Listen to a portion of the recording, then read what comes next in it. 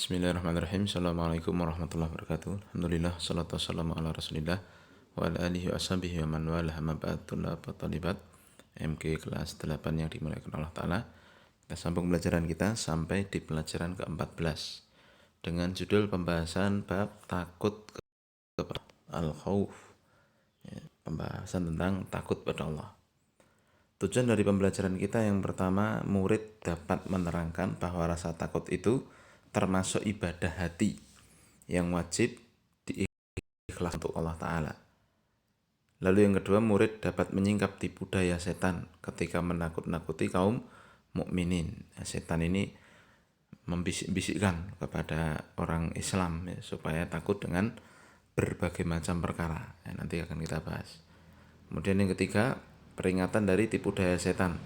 Dan yang keempat, murid dapat menyimpulkan bahwa sebab rasa takut itu berasal dari Allah Ta'ala. Nah, mukadimah kita baca dulu.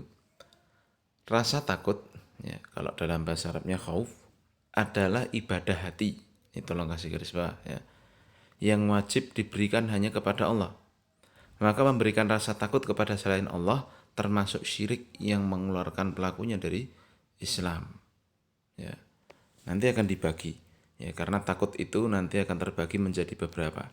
Nah, takut ibadah, jika itu diberikan kepada selain Allah, nah, itu nanti akan mengeluarkan orangnya dari Islam. Nah, kita baca dalilnya. Di sini ada 3 dalil ayat Al-Quran semua. Yang pertama, Allah Subhanahu wa taala mengatakan, "Innama dzalikumus syaitanu yukhawwifu awliya'ahu fala takhafuhum wa khafuni in kuntum mu'minin." Sungguhnya mereka itu tidak lain hanyalah setan. Ya, yukhawwifu awliya'ah, yang mana setan itu lihat yukhawwifu awliya'ahu, menakut-nakuti manusia dengan para pengikutnya dan menggambarkan pada para pengikutnya bahwa setan itu memiliki kekuatan yang dahsyat. Ya, seperti yang terjadi kan di Indonesia, cerita-cerita bohong, khurafat. Wah, di gunung ini yang nunggu ini, ya, yang bau rekso ini. Kalau lewat sini harus begini-begini, kalau malam Jumat harus kasih sesajen. Kalau enggak gunungnya meletus dan sebagainya. Nah, ini menakut-nakuti, seperti itu setan. Ya. Maka kata Allah, "Fala takhafuhum wa khafuni in kuntum mu'minin." Maka janganlah kalian takut pada setan, ya. Takutlah kepada Allah semata kalau kalian benar-benar orang yang beriman. Jadi orang beriman itu ciri-cirinya di sini adalah hanya takut kepada Allah. Lalu yang kedua, dalil yang kedua, Allah mengatakan, wa minan nasi may yaqulu amanna billahi fa idza udzu fillahi ja'ala fitnatan nasi ka'adzabillah. Dan di antara manusia ada yang berkata mereka beriman pada Allah, tapi idza udzu fillahi, kalau mereka diganggu, disakiti karena dia beriman kepada Allah itu, ya, orang beriman kan pasti dapat ujian kan, ya, ja'ala fitnatan nasi ka'adzabillah. Maka kalau dia dapat gangguan karena keimanannya itu, dia jadikan fitnah manusia itu seperti azab Allah katanya. Jadi nggak sabar terhadap fitnah tersebut. Lalu ujungnya apa? Nanti dia takut kan? Ya, dia takut, lebih takut pada manusia, meninggalkan Allah kan begitu. Contoh ya, ada orang pakai kerudung dengan baik. Ditakut-takuti, bilang-bilangin, kamu kalau pakai kerudung kayak ninja, kamu pakai kerudung itu berarti kamu tuh orangnya radikal misalkan. Nah, yang bagus bagaimana? Nggak usah pakai kerudung kayak orang Nasrani misalkan. Itu kan orang, kata mereka, orang nasionalis begitu. Ya, maka kalau sampai ditinggalkan kerudungnya gara-gara takut kepada ucapan manusia itu, nah ini perbuatan dosa besar ya. Masya Allah. Jangan sampai seperti itu. Baik. Kemudian yang ketiga, dalil yang ketiga, Allah mengatakan, innama ya'muru masajidallah. Sungguhnya yang memakmurkan masjid Allah itu adalah man amana billahi, adalah orang-orang yang beriman kepada Allah, wal yaumil akhiri, dan beriman kepada hari akhir, wa aqamas salata, dan mereka mendirikan salat. Ya, orang yang memakmurkan masjid Allah itu yang pertama orang yang beriman pada Allah dan hari akhir, lalu orangnya mendirikan salat. Ya, wa ataz zakat, lalu menunaikan zakatnya, walam yakhsha illallah, dan tidak takut kecuali hanya kepada Allah. Lihat, walam yakhsha illallah, khasyah adalah rasa takut pada Allah yang didasari dengan ilmu tentang kebesaran Allah. Jadi di sini Allah sebutkan orang yang memakmurkan masjid Allah itu adalah salah satunya adalah orang yang memiliki sifat ini, tidak takut kecuali hanya kepada Allah. Maka Allah mengatakan berikutnya, fa'asa ulaika yakunu minal muhtadin. Maka mereka itulah orang-orang yang diharapkan termasuk orang yang mendapatkan petunjuk, ya. Jadi itulah, ya, orang-orang yang beriman kepada Allah. Tapi pokok pembelajaran dari 3 dalil di atas. Yang pertama, takut kepada Allah, hasil dan macam-macamnya. Nah, ini terkait dengan dalil yang pertama ini, ya. Dalil yang pertama dan juga terkait dengan perkataan ini, ya, bahwa takut kepada selain Allah itu merupakan kesyirikan. Dari sisi mana? Nah, ini ada tafsilnya, ada perinciannya. Lihat, khauf minallah, takut pada Allah, adalah rasa takut dalam hati kepada Allah yang disertai dengan pengagungan, ketundukan, dan merendahkan diri. Ini adalah khauf yang wajib. Hasilnya mengerjakan ketaatan dan meninggalkan yang dilarang. Jadi maksudnya rasa takut dalam hati yang diiringi dengan pengagungan, ketundukan, merendahkan diri, ini hanya wajib diberikan satu-satunya kepada Allah. Kalau orang bisa demikian, takut dengan diiringi keagungan, pengagungan, merendahkan diri, ya, dan penuh ketundukan kepada Allah, maka insya Allah dia pasti menjadi orang yang mengerjakan ketaatan dan menjauhi larangan. Paham ya? Nah, ini yang disebut sebagai khauf ibadah, takut yang diiringi dengan pengagungan, ketundukan, dan merendahkan diri. Nah, disinilah jika khauf ibadah ini, takut dengan hati yang diiringi pengagungan, ketundukan, dan merendahkan diri ini diserahkan kepada selain Allah, maka dia melakukan syirik besar. Bisa dipahami? Ini saya kasih contoh yang benar dan yang salah, ya. Kalau ada orang, ya, dia takut, orang pertama, ya, dia takut pada Allah, dia berarti mengagungkan Allah, dia tunduk pada Allah, merendahkan diri pada Allah, tiap hari dia menjalankan ketaatan, sholat, puasa, dan sebagainya, dia laksanakan apa yang Allah perintahkan. Maka, ya, ini orang yang benar, paham. Tapi lihat, ada orang yang keliru. Dia itu takutnya sama Nyi Roro Kidul misalkan, karena dia tinggal di daerah Jogja misalkan atau sekitar pantai selatan. Maka dia mengagungkan Nyi Roro Kidul, tunduk padanya, merendahkan diri, tiap malam Jumat ngasih sesaji. Kalau yang orang pertama kan tiap hari dia sholat, ya kan. Kalau yang ini dia kasih sesaji kepada Nyi Roro Kidul. Maka bagaimana ini? Yang ini Islam, benar Islamnya, yang ini non Islam, bukan Islam, paham? Walaupun mungkin dia ngakunya Islam, kalau rasa takut ibadahnya ini diberikan kepada Nyi Roro Kidul atau yang semisal, berarti dia keluar dari Islam, paham? Ya, bisa dipahami, ini namanya khauf ibadah. Lalu saya di sini dijelaskan, ya, oleh penulis buku ini, takut kepada selain Allah itu terbagi menjadi 3. Kalau ini tadi kan khauf ibadah, ini harus diberikan kepada Allah, ya kan. Nah, padahal kita selaku manusia tuh ternyata memiliki rasa takut yang lain, begitu. Nah, lihat sekarang, ini rasa takut kepada selain Allah yang dibahas ini. Ini terbagi 3 macam. Yang pertama khauf sir, yaitu takut pada selain Allah dalam perkara yang tidak ada yang mampu kecuali Allah. Contoh nih, seperti takut pada patung orang yang sudah mati, atau takut pada sesuatu yang gaib karena meyakini bahwa mereka bisa menimpakan penyakit atau musibah.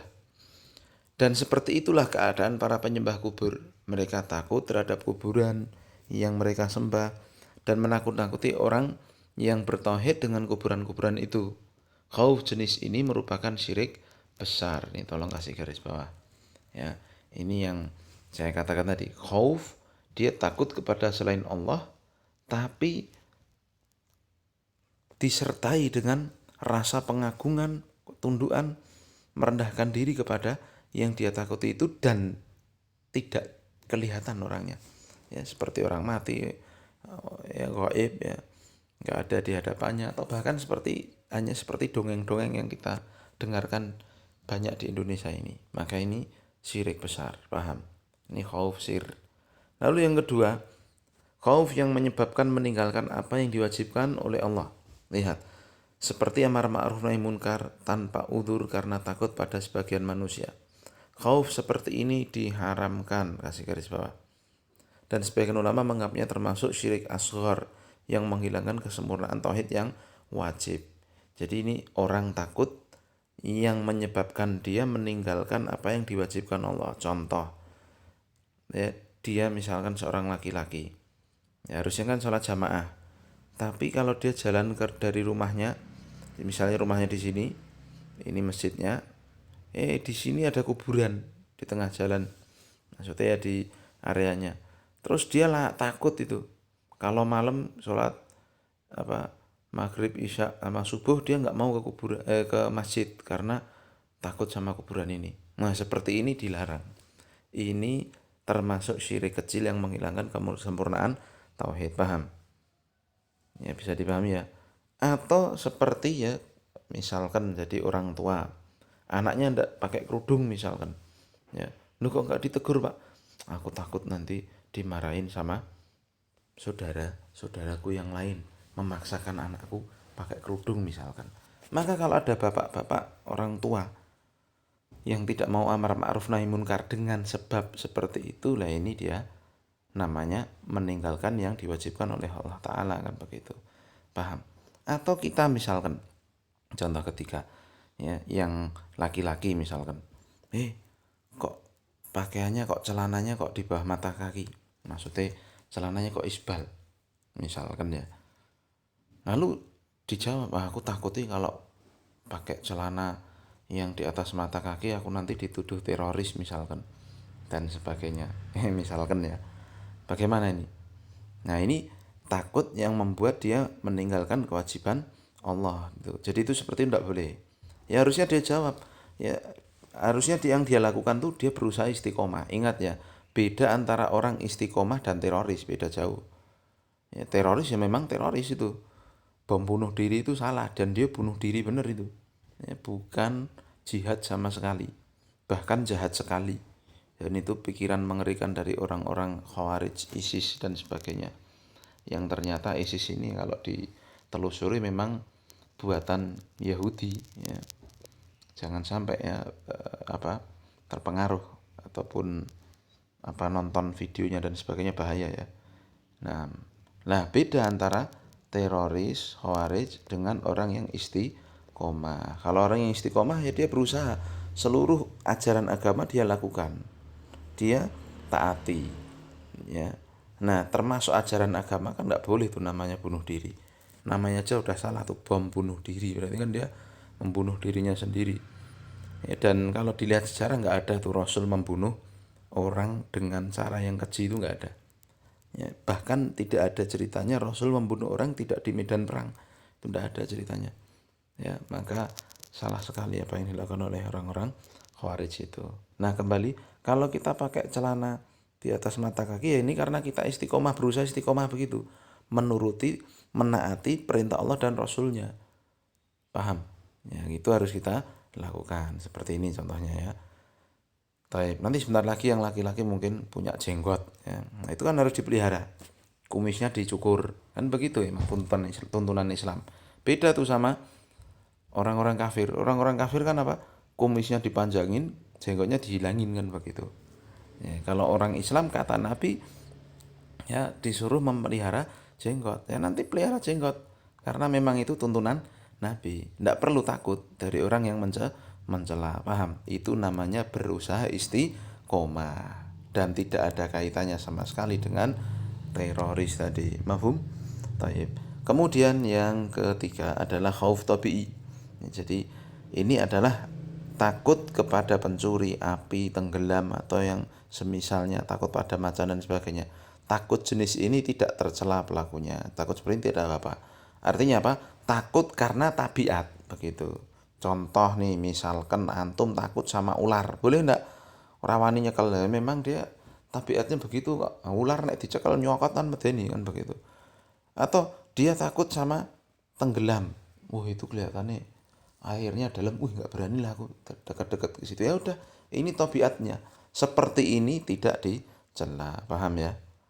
Nah, dan yang semisal yang timbul karena memang tabiat, tabiat alamiah. Ya, nanti kan ada anak misalkan dia takut sama ketinggian. Wah, pokoknya kalau naik ondo gemetaran dia. Ya sudah, jangan dipaksakan ya. Nah, jadi memang tabiatnya seperti itu. Tidak ada hubungannya dengan ibadah, paham? Dan ini tidak masalah. Jadi sekali lagi sebenarnya di sini takut ini ada 4 ya. Takut pada Allah, takut ibadah, lalu khauf sir, lalu takut yang menyebabkan dia meninggalkan yang diperintahkan, lalu yang terakhir adalah takut tabiat. Ya, yang wajib kita lakukan adalah takut kepada Allah, dan yang tidak apa-apa tadi adalah takut tabii. Adapun takut meninggalkan amar ma'ruf nahi munkar ini dilarang. Khauf sir ini syirik besar, paham ya? Ini syirik kecil, ini syirik besar. Mafhum? Kita pindah ke yang kedua, peringatan dari tipu daya setan. Allah menerangkan dalam ayat pertama bahwa di antara bentuk tipu daya setan yaitu menakut-nakuti kaum mukminin dengan tentara dan pengikutnya, dan menggambarkan bahwa mereka memiliki kekuatan yang dahsyat agar kaum mukminin meninggalkan apa yang diwajibkan oleh Allah dari berjihad dan berhijrah serta beramar ma'ruf nahi munkar. Ya.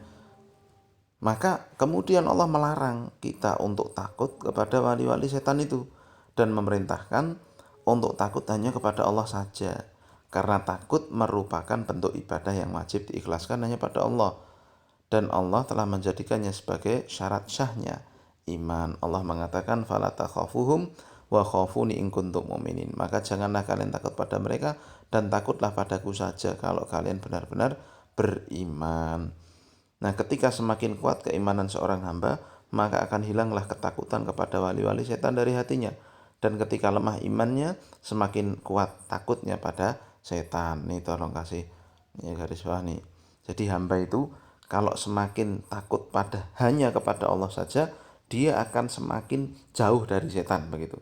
Tapi sebaliknya, kalau dia semakin takut pada setan, ya semakin jauh dia dari Allah, kan begitu. Paham ya? Jadi ini saya kasih contoh nih. Ya, setan bagaimana membuat tipu daya agar manusia itu takut. Contoh, takut dari hijrah. Di sini kan ini hijrah. Ya, hijrah itu kan di antara maknanya kata para ulama adalah atau kata Nabi SAW, al-muhajiru man hajaro, ya, seorang yang muhajir itu adalah orang yang meninggalkan dari perkara-perkara yang dilarang, kan begitu ya. Nah, contoh, ada orang tadinya kerjaannya tidak baik lah ya. Misalkan kita ambil contoh aja, dia jualan daging babi misalkan, warung soto babi misalkan. Wah, ada enggak? Di Solo ternyata ada itu, di daerah Pasar Gede belakangnya sono, macam-macam itu babi-babian. Melihat bila ya. Misalkan kok dia Islam jualan babi misalkan, ya kan? Lalu ternyata ada pengajian. Nah, dia lalu ikut pengajian, dijelaskan oleh ustadz di situ ternyata jualan babi ini haram begitu. Akhirnya dia bertekad, udahlah kalau begitu aku mau tobat, mau hijrah, ndak mau jualan babi lagi, ndak mau jualan daging babi lagi. Nah, di sini setan akan bermain. Dia akan membisik-bisik itu, kamu kalau gimana kamu mau ninggalkan jualan daging babi itu, padahal laris banget untuk kamu nanti makan apa? Kalau kamu nggak bisa jualan, bangkrut, gimana anak istrimu kamu kasih makan apa tuh? Jangan tinggalkan itu jualan daging babimu. Wis toh, itu bagus, pokoknya rezekimu di situ. Paham?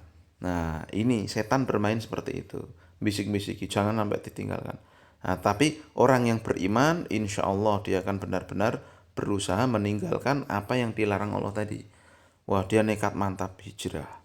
Ya, tidak jualan babi lagi. Dia ganti dengan soto sapi misalkan. Kan boleh ya. Ya, halal itu, soto sapi halal 100%. Nah, ketika jualan soto sapi, ini setan juga datang lagi. Ya, misalkan dagangannya di awal-awal belum laris, belum selaris dulu misalkan. Oh, dulu nih jam 7 pagi aja udah habis ini. Nah, jualan soto sapi jam 1 siang belum apa-apa. Sampai mungkin malam baru sedikit, itu pun jualannya cuma sedikit gitu. Nah, setan datang lagi tuh kan. Udah gue bilangin lo jangan jualan yang lain, malah jualan yang lain lo malah coba kalau kamu jualan daging babi lagi. Wah, pasti untungnya luar biasa. Nah, seperti itu terus setan menggoda orang yang beriman. Maka kalau orang itu istiqomah terus mempertahankan keimanannya, ya, dan dia hanya takut kepada Allah, nah, dia akan masuk pada dalam ayat ini, ya. Janganlah takut pada setan, takut hanya kepada Allah. Lebih takut mana harusnya, jualan soto sapi atau soto babi? Ya harusnya kan ini, jualan soto babi ini haram nih. Kalau dia lakuin, dia sampai mati ya bahaya. Nah, baik, bisa dipahami ya. Nah, itulah setan. Kemudian yang ketiga, takut kepada Allah merupakan sifat orang yang beriman. Allah memuji orang yang memakmurkan masjid dengan yang disifati dengan beberapa sifat. Ya, yang pertama, beriman pada Allah dan hari akhir. Orang yang memakmurkan masjid, lihat nih, ciri-cirinya yang pertama, beriman pada Allah dan hari akhir. Man amana billahi wal yaumil akhir. Lalu yang kedua, wa aqama shalah wa ataz zakat. Dia menunaikan salat, membayar zakat. Lalu yang ketiga, walam yakhsha illallah. Dia hanya takut kepada Allah, mengikhlaskan rasa takut dan khasyah hanya untuk Allah. Keduanya merupakan dasar bagi seluruh ibadah, sehingga tidak boleh diberikan kecuali hanya kepada Allah saja. Ya, jadi takut pada Allah itu dasar ibadah. Kalau nggak takut ya nggak mau ibadah kan begitu. Tapi memakmurkan masjid tidak hanya dengan membangun, menghiasi, dan membersihkannya saja. Bahkan tidak dikatakan memakmurkan masjid kecuali dengan keimanan dan amal soleh yang bersih dari cabang-cabang kesyirikan dan bid'ah, serta terus-menerus dalam ibadah dan zikir. Orang yang melakukan hal tersebut adalah orang yang mendapatkan petunjuk. Nah, ini ya jadi ciri-ciri orang yang memakmurkan masjid. Kemudian yang keempat, mukmin sejati mendahulukan ketakutannya pada Allah dibandingkan takut pada manusia. Termasuk sunatullah terhadap hambanya, yaitu adanya ujian dan cobaan yang untuk dibedakan mana yang baik, mana yang buruk.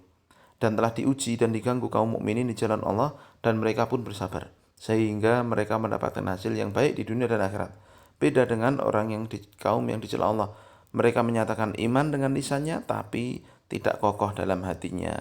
Sehingga ketika mereka mendapatkan gangguan dan bahaya dari manusia, maka mereka meninggalkan apa yang diwajibkan oleh Allah itu atas ya mereka, karena takut terhadap manusia. Sebagaimana Allah mengatakan, wa minan nasi may yaqulu amanah, di antara manusia ada yang mengatakan kami beriman kepada Allah. Fa idza udzu fillah, tapi kalau diganggu di jalan Allah, ja'ala fitnatan nasi kadzabillah, dia jadikan fitnah manusia seperti azab Allah. Nah, ini dilarang.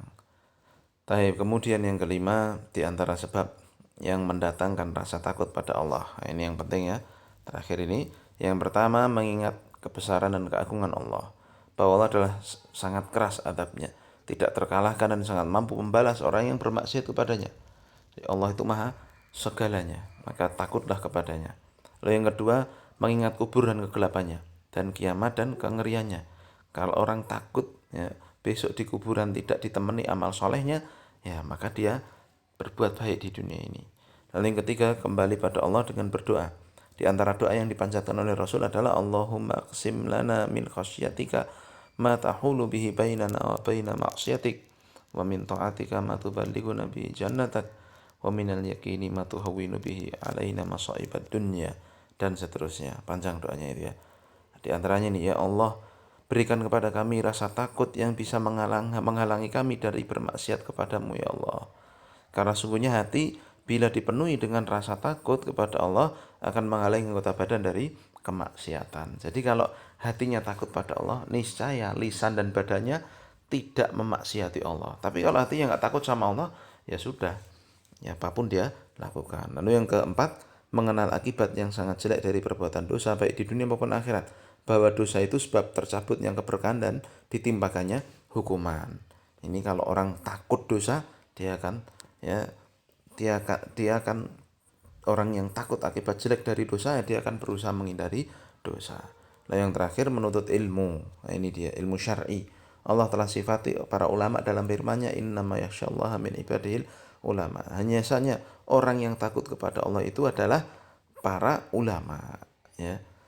Karena ilmu syar'i akan menuntun orang untuk takut kepada Allah dan mengerjakan amal soleh. Bahkan dikatakan oleh para ulama, buah dari ilmu itu adalah rasa takut kepada Allah. Jadi kalau ada orang semakin berilmu kok enggak takut sama Allah, berarti dia tidak mengamalkan ilmunya itu. Nah, demikian yang kita bahas, evaluasinya dikerjakan ya. Subhanakallahumma wa bihamdika, asyhadu an la ilaha illa anta astaghfiruka wa atubu ilaik. Assalamualaikum warahmatullahi wabarakatuh.